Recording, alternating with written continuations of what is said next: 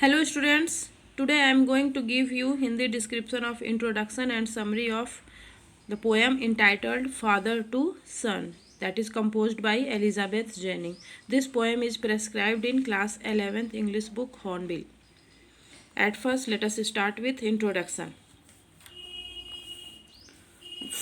Father to son describes the troubled relationship between a father and his son.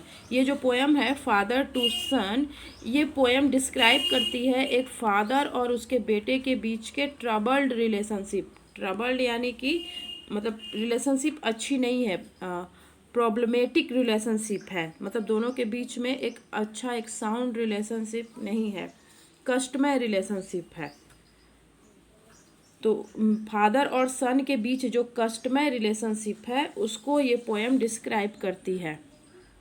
The poem talks about generation gap between the father and the son and voices the father's pain and helplessness in failing to understand his child. और ये poem क्या करती है, ये poem बात करती है generation gap की. जनरेशन गैप यानी कि जो हमारे एल्डर्स हैं, मदर फादर या दादा दादी, जो मतलब एक जनरेशन दूसरी जनरेशन की प्रॉब्लम्स को समझ नहीं पा रहा है.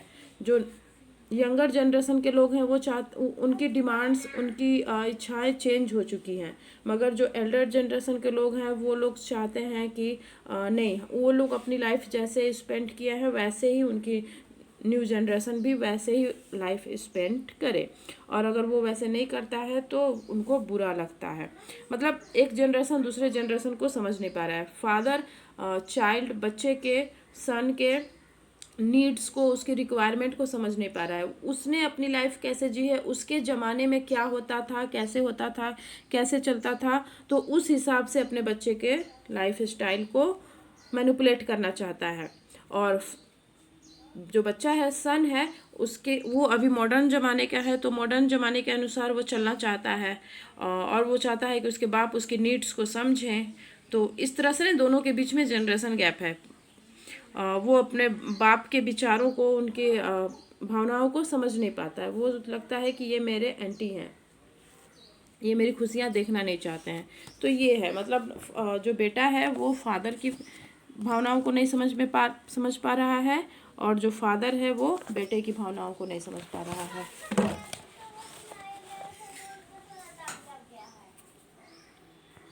Summary.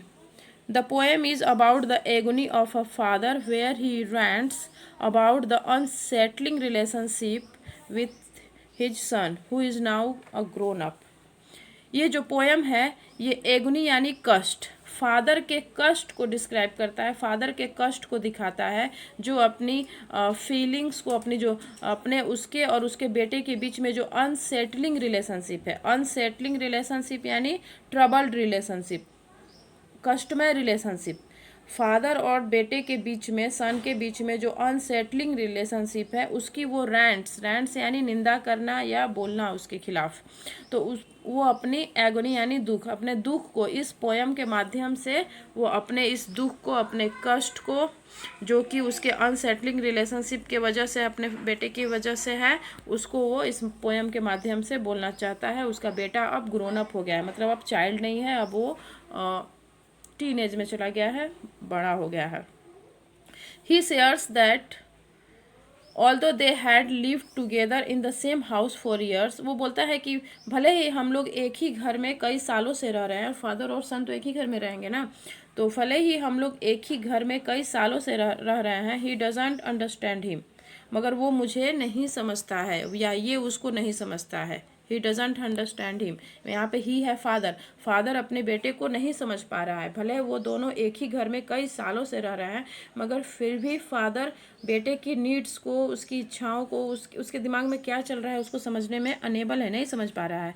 He wants to build up a relationship with him like the one when he was a small child. वो सोचता है, फादर चाहता है कि काश हमारे बीच में फिर से वही रिलेशनशिप हो जाए जैसा कि वो जब वो बच्चा था, जब वो सन बच्चा था, चाइल्ड था, तो फिर उस बच्चे के और फादर के बीच में जो रिलेशनशिप थी, प्यार भरा रिलेशनशिप था, वैसा रिलेशनशिप फिर से हो जाए. अभी क्या है कि बच्चा बड़ा हो गया है, ग्रोन अप हो गया है, तो अभी इन दोनों के बीच में गैप हो गया है, अभी वो पहले वाली रिलेशनशिप नहीं रही. पहले छोटा बच्चा था तो अपने फादर के साथ खेलता था, अपनी सारी बातें बताता था, मगर अभी बच्चा जो बड़ा हो गया है, 16-17 साल 18 साल का हो गया है, तो अब ये अपने फादर से कोई भी बात शेयर नहीं करता है। इसलिए इसके पिता को पता ही नहीं है कि वो क्या लाइक करता है, क्या डिसलाइक करता है, उसकी लाइफ में चल क्या रहा है, उसको क्या चाहिए, कुछ भी इसको पता नहीं चल पाता है। तो ये सोच रहा है कि काश पहले जैसी रिलेशनशिप हो जाती, जब वो छोटा था अपनी हर बात मुझसे शेयर करता था, उस तरह उस समय के जैसा फिर से रिलेशनशिप हो जाए। They live like stranger in the same house. फिर आगे पिता बोलता है, फादर बोलता है कि वो दो स्ट्रेंजर्स की तरह एक ही घर में वो अजनबियों की तरह रहते हैं। पिता क्या चाहता है क्या कर उसको नहीं पता, और वो क्या चाहता है क्या करता है मुझे नहीं पता। मतलब हम दो अजनबी की तरह रहते हैं। He is ready to forgive his prodigal son. उसका सन प्रोडिगल यानी जो बहुत ज़्यादा खर्चा करता है, जो बहुत ज़्यादा खर्चालू, मतलब खर्चे जो एक्सपेंड ज़्यादा करता है, खर्चे ज़्यादा करता है, तो उसका बेटा क्या है बहुत ज़्यादा खर्च करता है। इसके वजह से भी वो परेशान है, वो बहुत ज़्यादा अपने दोस्तों पे और अपने ऊपर पैसे उड़ाता है।